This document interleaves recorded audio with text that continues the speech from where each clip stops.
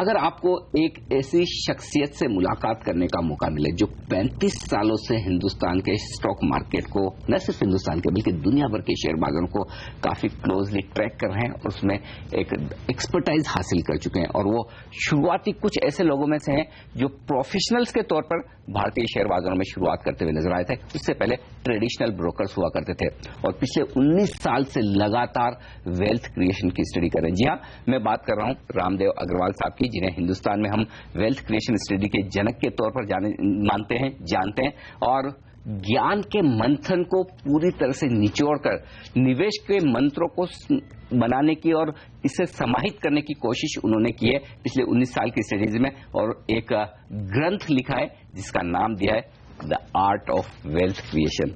हम इस खास इस पुस्तक पर, इस ग्रंथ पर चर्चा करते हैं। हमारे साथ रामदेव अग्रवाल साहब है। सर, बहुत बहुत स्वागत है आपका सीबीसी आवाज पर। Thank you. इस बुक को लिखने के पीछे जो 19 साल तक आपने वेल्थ क्रिएशन स्टडी की है, उसे समाहित करने की कोशिश की है, क्या पर्पज रहा है और क्या खास बातें आप लेकर चल रहे हैं? सो शेयर बाजार में क्या होता है कि when we start we don't know anything, you just passionate and your stock market buff, या एक पागल की तरह एक जुनून होता है।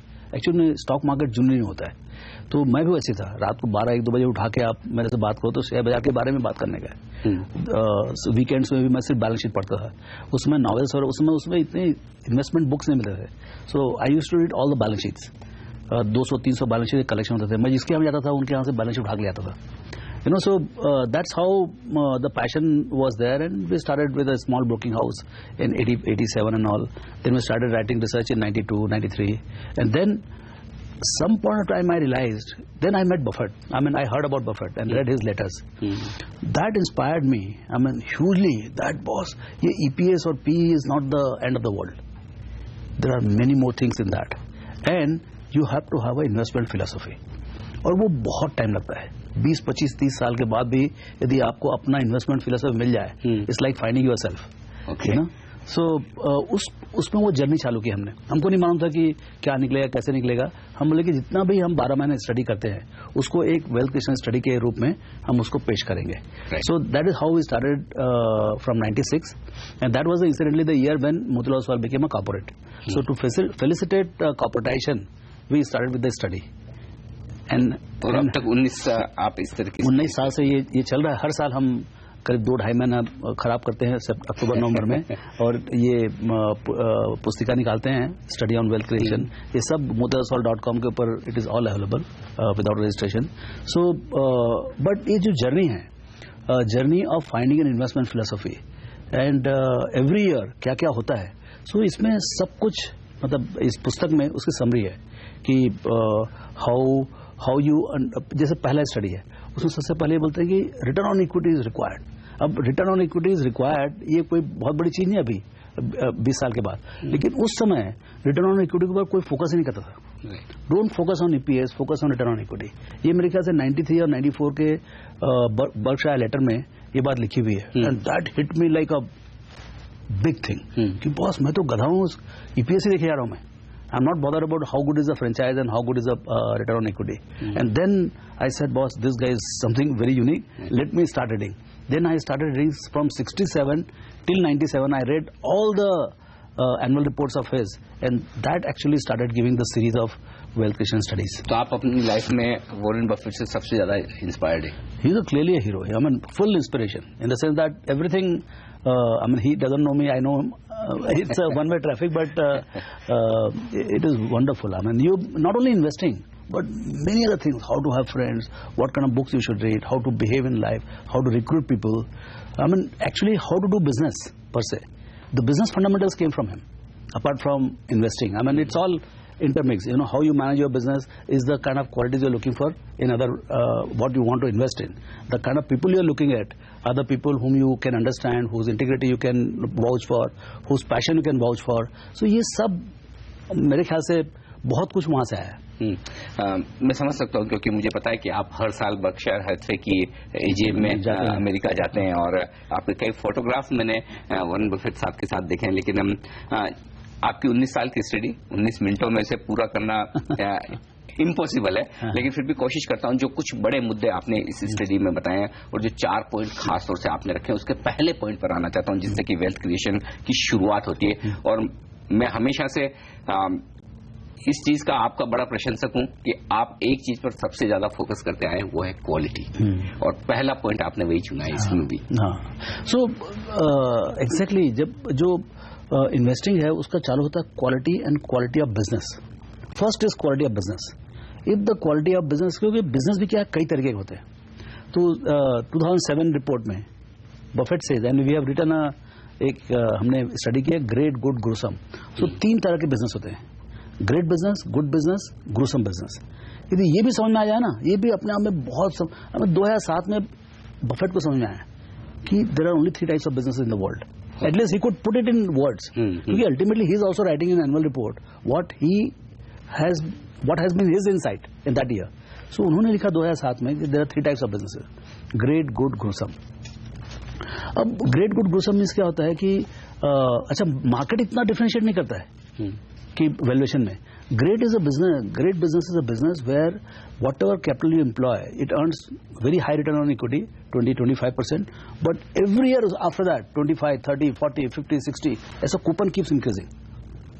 You know, if you see Nestle in 2000 was earning about 22-23%. Right. And I think in 2011 or 12, it ended up making 135%. Every year it was just climbing. Then again, the capex they did and a little bit of a decline to 80-90%. But you know, I mean, that's the kind of business are great business. There are very few.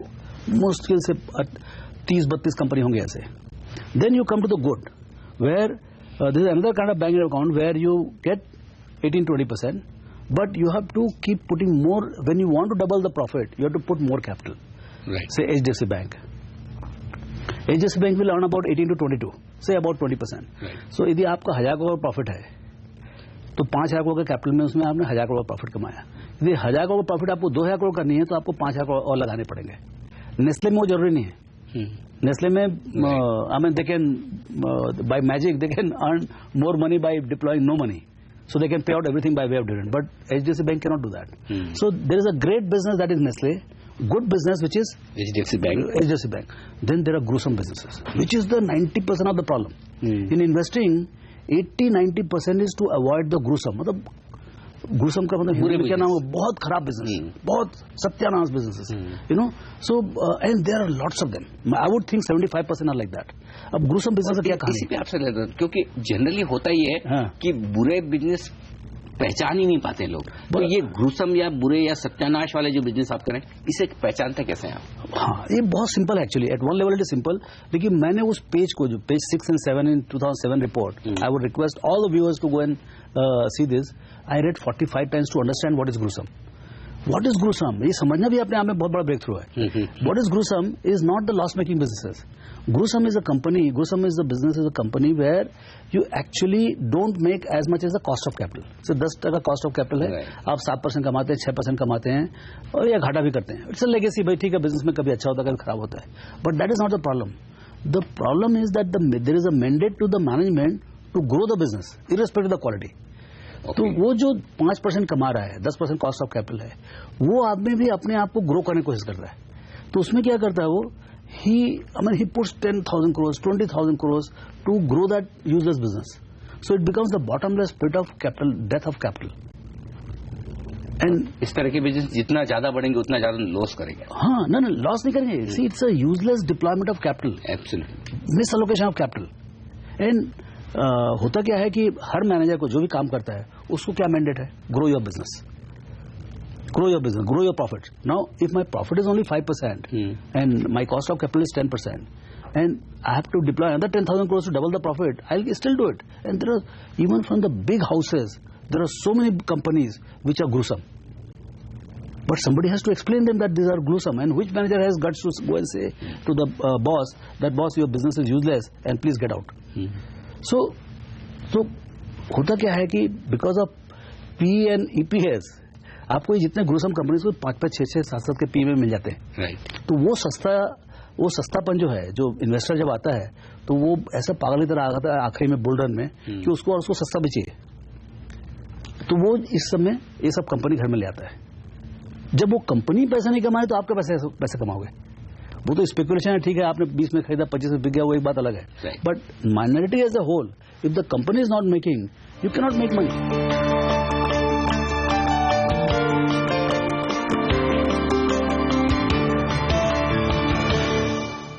दूसरी step पर आता हूं। Quality की आपने बात की, लेकिन quality के साथ साथ ग्रोथ, ये एक बड़ा ड्राइवर है किसी भी स्टॉक को आप जब पसंद करते हैं या खरीदने की कोशिश करते हैं। किस तरह से आप डिसाइड करते हैं कि ये कंपनी ग्रोथ डिलीवर करेगी? क्या वो थॉट्स होते हैं आपके? ये ग्रोथ जो एक बहुत मिस्टिकल चीज है, मतलब this is the most important factor in how much money you make. Okay, हाँ, एंड येट आपको जो लिटरेचर देखेंगे, आप जो इन्वेस्टमेंट बुक्स देखेंगे, उसमें बहुत कम राइटिंग मिलेगा आपको। बिकॉज ग्रोथ, अर्निंग्स एस्टिमेशन के लिए आपको बहुत लिटरेचर मिलेंगे, लेकिन अर्निंग्स ग्रोथ समझने का ये बहुत इंडिविजुअलिस्टिक है। हर कंपनी का अपना एक सिचुएशन होता है। बहुत छोटी कंपनी है, बहुत कॉम्पिटेंस है, बहुत रैपिड से ग्रोथ हो जाएगा। कोई कंपनी जैसे value migration, so you have to see the situations of every single company कि क्यों ग्रोथ होगा। Is it because of the global factors, is it because local factors? Then see factors are external, factors are internal, factors are operating leverage, factors are financial leverage. But सब कुछ एक साथ मिलके फिर growth होता है। There is a factor relating to the businesses, factors relating to the managements. I mean हमने देखा है कि पिछले 20 साल में जो आईटी में अपॉर्चुनिटी था, वो उसमें सैकड़ों कंपनियां आई, लेकिन आज जो नारायण मूर्ति की टीम ने जो इन्फोसिस बनाया, जो 50 करोड़ कंपनी थी, वो आज 3 लाख करोड़ की कंपनी हो गई है। वो तो सिर्फ मैनेजमेंट का खेल था ना, क्योंकि अपॉर्चुनिटी सबको सेम था, प्राइसिंग सेम था, अपॉर्चुनिटी सेम था, कॉस्ट स्ट्रक्चर सेम था, सब कुछ था। लेकिन एक आदमी ने 50 करोड़ से 3 लाख करोड़ कर डाला और बाकी सब लोग मतलब फ्रॉड कर उड़ा के गायब भी हो गए। तो जो लोग कहते हैं कि जनरली ग्रोथ होती है वो मिड कैप स्मॉल कैप शेयरों में, उन छोटी कंपनियों में ज्यादा होती है, क्या ये मिथ है? बड़ी कंपनियों में भी उतनी ही बेहतरीन ग्रोथ मिल सकती है? सभी बड़ी कंपनी में see growth potential is a function of lot of factors, I said, company wise.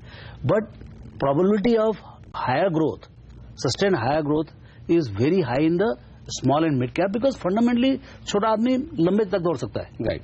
मतलब जैसे आप यदि आज के जमाने में जहां पर $2 ट्रिलियन की इकोनॉमी है, जहां पर यदि आपको 1000-2000 करोड़ का नया बैंक खोले, अब जैसे आईडीएफसी है, IDFC has more growth potential fundamentally, other things being same, more growth potential than say SBI, because of size and भाई 0 मार्केट शेयर से चालू करो या 0.001 मार्केट शेयर करो। कोई 22% मार्केट शेयर, तो 22% वाला तो कोई 2000 रुपए का मार्केट शेयर नहीं हो सकता है। So there is a growth limitation at SBI level, but it doesn't mean that SBI will grow slower than IDFC. SBI can grow faster than IDFC because of the sheer competence. They can increase the margins, they can use their franchises, they can bring all kinds of efficiencies, and in the next 5 years मालूम पड़ा कि SBI 50% grow हुआ या 40% grow हुआ और IDFC is struggling at 20%. So growth has to be understood in every single situation. तीसरा जो एक बड़ा पॉइंट आपने रखा है इस स्टडी में, वो है लॉन्जिविटी का, यानी कि लंबे समय तक आप किस तरह से स्टॉक में इन्वेस्टेड रह सकते हैं, मार्केट में इन्वेस्टेड रह सकते हैं।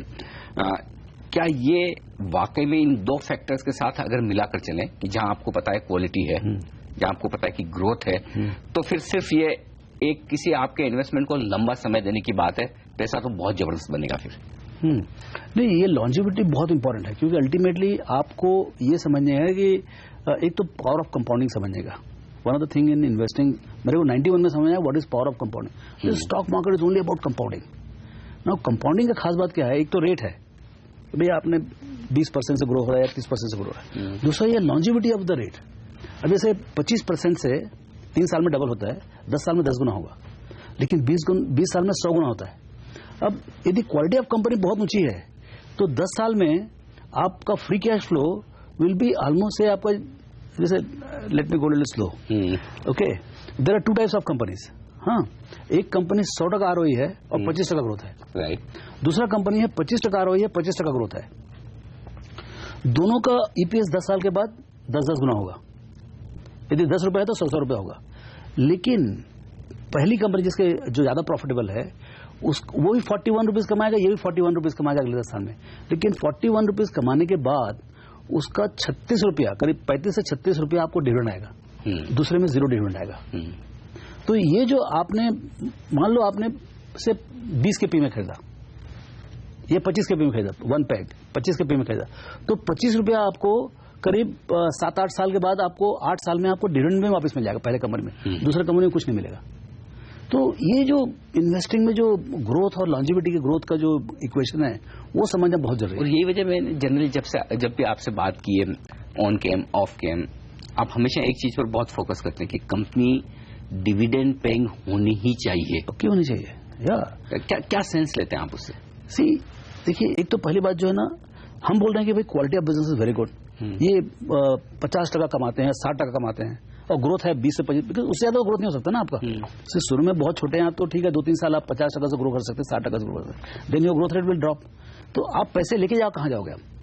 राइट है ना? तो आप ट्रेजरी बनाओगे तो वैसे डूब जाने वाला, बैंक वाला खा जाएगा आपका पैसा, 5-6% में वो सड़ते रहेगा वहां पर, उससे कुछ नहीं होना, इन्फ्लेशन 8% है।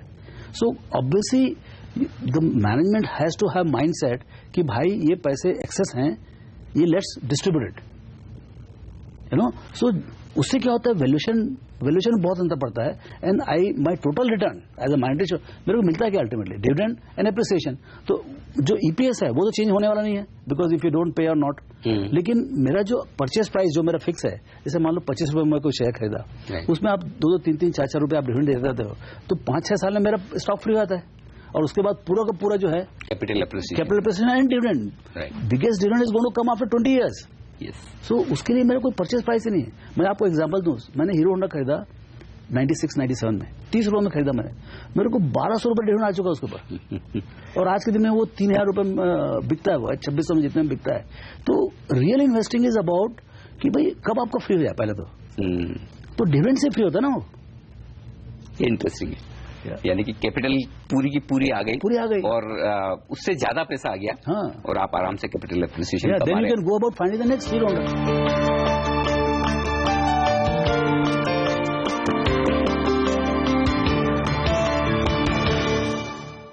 रामजू सर, 1-2 सवाल आपसे लेना चाहता हूं, जो इस बुक की स्टडी के 4 पॉइंट हमने कवर किए। काफी लोगों से मैं मिलता हूं, वो ये समझते हैं कि हमारे पास इक्विटी मार्केट में पैसा लगाने के लिए बड़ा पैसा नहीं है, और छोटे से पैसे से हम इन्वेस्टमेंट करेंगे तो क्या वेल्थ बनेगी, तो पहले थोड़ी सी ट्रेडिंग करके पैसा बना लें और फिर उसे इन्वेस्टमेंट करेंगे। ऐसा सोचने वाले काफी लोग मिलते हैं। क्या आपको लगता है कि ये तरीका वाकई में सही है? और यदि उल्टा हुआ है तो मतलब बिफोर मतलब 100 यदि 100 का यदि आप 1000 यदि ट्रेडिंग से कर ही सकते हो, तो फिर इन्वेस्टिंग में आने की जरूरत ही क्या है? वो 1000 को फिर 10,000 का डालो, फिर 1 लाख का डालो, अगर वो स्किल्स है ही तो। हाँ, लेकिन है नहीं ना ऐसा। The whole thing, the trading cost and your emotions are loaded against the traders. 1-2 मतलब सक्सेसफुल ट्रेडर्स होंगे ग्लोबली, बट इन्वेस्टर्स आपको हजारों मिलेंगे, लाखों मिलेंगे। ट्रेडर्स आपको बहुत कम मिलेंगे जो सक्सेसफुली बहुत पैसे कमा सकते हैं। So I don't believe in this, लेकिन है आप जो बोल रहे हैं। तो फिर जो आपकी थीम है बाय राइट सिट टाइट, वो बेस्ट है, और ये मेरे लिए काम करता है। हाँ, सी क्या है, बाजार में 10 लाख लोग हैं, 10 लाख तरीके हैं पैसे कमाने के, हर आदमी अलग ढंग से करेगा। आप अलग कितना भी सीख लो, लेकिन आप अपने हिसाब से करो। बफेट अपने हिसाब से करता है, बफेट को हमने इंटरप्रेट करके हमने अपना सिस्टम निकाला, वो अपना सिस्टम है। ओके, बफेट का अपॉर्चुनिटीज अलग है, बफेट के मनी अलग है, बफेट का फ्लोट है, सब कुछ अलग है, उसका ब्रांड इक्विटी कुछ भी है। हमारे पास तो नहीं ना, हमको तो अपने हिसाब से करना पड़ेगा। एंड यदि मेरे को लॉस होगा थोड़ी ना हेल्प करने वाला है। I have to fight the war ना, मेरे को पेमेंट करना पड़ेगा ना। तो investor has to find his own way of making money. तो ये QGLP एक मतलब लेफ्ट राइट करके 19-20 साल 30 साल में हम यहां तक पहुंचे। It will further improve over a period of time. शायद नाम ना बदले, लेकिन अंदर जो उसके क्राइटेरियाज हैं, जो चेकलिस्ट है, वो बदलते जाएगा। अब एक आखिरी सवाल आपसे इस स्टडी पे लेना चाहता हूं। इन द हाइंडसाइट, यानी पीछे मुड़कर अगर देखें तो हमें लगता है कि बहुत सारी बेहतरीन कंपनियां मिली है, अच्छे स्टॉक्स आपने आइडेंटिफाई किए, रिपोर्ट में निकाले, लंबे समय तक वेल्थ बनाई है। लेकिन लोग ये सोचते जब भी मार्केट लाइफ टाइम हाई के आसपास हो, हम लेट हो गए, अब वापस क्या कोई दूसरा इन्फोसिस, कोई दूसरा TCS, कोई दूसरा पेज इंडस्ट्रीज, हीरो, HDFC ऐसा मिलेगा क्या? अरे हमने तो ट्रेलर तक नहीं देखा इंडिया का वेल्थ क्रिएशन का, ट्रेलर तक नहीं देखा है। और एक तो जो कंपनीज हैं वो भी बहुत पैसे कमाने वाली हैं, और कई कंपनी जिनके बर्थ भी नहीं हुए उनके बारे में हमको नहीं मालूम कुछ। तो wealth creation, C nobody asks, every single minute you are on the new GDP, every single second you are in new GDP. कोई ये तो नहीं बोलता कि अभी जीडीपी ज्यादा होगा, चलो बेच बजा के सन्यासी करो करके। सी ये तो ह्यूमैनिटी का एक रूल है कि भाई every day should be bigger better kind of thing. तो ये आपको 2 ट्रिलियन जो हमने एक स्टडी की है, India the next trillion dollar opportunity, I think that is the best of the 19 studies. Okay, in 2007 we did this when India hit first time $1 trillion. I said what are the significance of this, let's do this study. So उसमें जो 60 साल लगा India को $1 trillion GDP होने में, next 7 years में आपका double हो गया, और अगले 5 साल में नेक्स्ट ट्रिलियन आ जाएगा, 3 ट्रिलियन, एंड अगले फिर चौथा आएगा 3 साल 3.5 साल में। इसका सिग्निफिकेंस क्या है? होता क्या है, आपका जो एसेंशियल एक्सपेंडिचर जो है $1000 जैसे मान लो आपका जीडीपी है पर कैपिटा है, तो उसमें से $900 आपका एसेंशियल है। डिस्क्रिशनरी कितना है? सिर्फ $100। When you go from 1000 to 2000, your essential remain at 900, your discretionary go from 100 to 1000। So what is a normal GDP growth is exponential growth for discretionary spend. So India is in that inflection point of discretionary spend, when it will go from $100 to $1000 and $200 and $3000. तो जो underlying businesses हैं, चाहे paint हो, चाहे घर के बनाने वाली चीजें हो, चाहे कार्स हो, चाहे लग्जरीज हो, चाहे ट्रेवल हो, सिनेमा हो, और whole lot of things, they will explode. Businessman को नहीं मालूम पड़ेगा कि what is hitting them. Okay, the growth rates will be exponential. और जो उसमें जो टाइगर है, जैसे कोई कैटेगरी, जैसे मतलब एसेट मैनेजमेंट है, अब एसेट मैनेजमेंट में जो टाइगर होगा उसको कितना बड़ा बनेगा भगवान। सी 10x तो इंडस्ट्री हो जाएगा, लेकिन जो सक्सेसफुल रहेगा वो 100x हो जाएगा। So this is the kind of opportunity. अब सवाल ये है, you must find that asset manager who is going to be 100x in 10 years and today available at 10p. बिल्कुल, और ऐसे ही एक बेहतरीन एसेट मैनेजर मेरे सामने बैठे हैं रामदेव अग्रवाल साहब। बहुत बहुत शुक्रिया आपका इस खास स्टडी को हमें समझाने के लिए। तो आपके लाइफ का मंत्र एक ही है, QGLP, यानी कि क्वालिटी खरीदें, ग्रोथ पर फोकस करें, लॉन्जिटिविटी यानी कि लंबे समय के लिए पैसा लगाएं, और सही प्राइस पर खरीदें। पिछले 19 सालों से लगातार जो Motilal Oswal wealth creation study में सार निकल कर आया, वो आज हमने डिस्कस किया, और 35 साल की रामदेव अग्रवाल साहब की जो मेहनत है वेल्थ क्रिएशन पर, वो आपके सामने सार के तौर पर आई। उम्मीद करें वित्त वर्ष 2016 में ये वेल्थ क्रिएशन स्टडी आपके बेहद काम आएगी, और आप इससे फायदा उठाने की कोशिश जरूर करेंगे। हिंदुस्तान के लिए बेहतरीन समय आने वाला है, कई गुना बेहतर यहाँ पर ग्रोथ होती हुई दिखेगी, ऐसा मानते हैं अग्रवाल साहब। बहुत बहुत शुक्रिया आपका हमारे लिए वक्त निकालकर इस पूरी स्टडी पर अपनी चर्चा और एक हमें एक्सपर्टाइज देने के लिए। तो इस खास शो में आज के लिए इतना ही। मुझे दीजिए इजाजत, बने रहिए हमारे साथ CNBC आवाज पर। नमस्कार।